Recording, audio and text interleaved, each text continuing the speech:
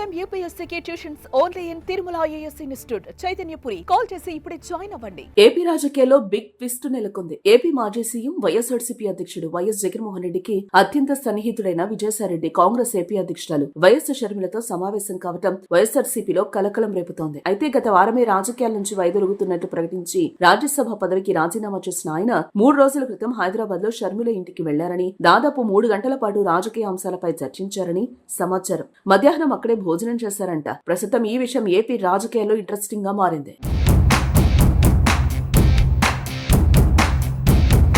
ఇక జగన్ కు ఆయన సోదరి షర్మిల మధ్య కుటుంబ రాజకీయ సంబంధాలు సార్వత్రిక ఎన్నికల ముందు నుంచి ఉప్పు నిప్పులా ఉన్నాయి. ఈ పరిస్థితుల్లో విజయసాయిరెడ్డి ఆమెను కలవడం రాజకీయ వర్గాల్లో రకరకాల చర్చకు తావిస్తోంది. విజయసాయిరెడ్డిపై అనేక సందర్భాల్లో షర్మిల ఘాటైన విమర్శలు చేశారు. వివేకానందరెడ్డి గుండెపోటుతో మృతి చెందారని విజయసాయి ప్రకటించడం పైన అభ్యంతరం తెలిపారు. రాజ్యసభ సభ్యత్వానికి విజయసాయిరెడ్డి రాజీనామా చేసినప్పుడు వివేకానందరెడ్డి హత్య కేసులో ఇప్పటికైనా నిజాలు బయటపెట్టాలని వైఎస్ షర్మిల సూచించారు. ఆయన జగన్మోహన్ రెడ్డికి అత్యంత సన్నిహితుడు వైఎస్ జగన్ ఏ పని చెయ్యమని ఆదేశిస్తే ఆ పని చేసేవారని అన్నారు. జగన్ విశ్వసనీయత కోల్పోయారు కాబట్టి విజయసాయి వైఎస్ఆర్సీపీ నుంచి వెళ్లిపోతున్నారని వ్యాఖ్యానించారు. ఈ క్రమంలో షర్మిలను ఆయన కలవడం రాజకీయంగా ప్రాధాన్యతను సంతరించుకుంది.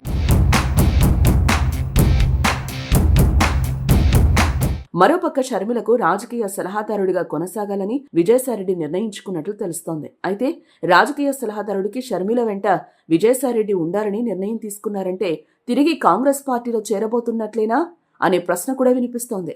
ఏదేమైనా వీరిద్దరి రహస్య భేటీ ఏపీ రాజకీయాల్లో ఇప్పుడు హాట్ టాపిక్ గా మారింది. చూడాలి మరి విజయసాయిరెడ్డి దారేటో.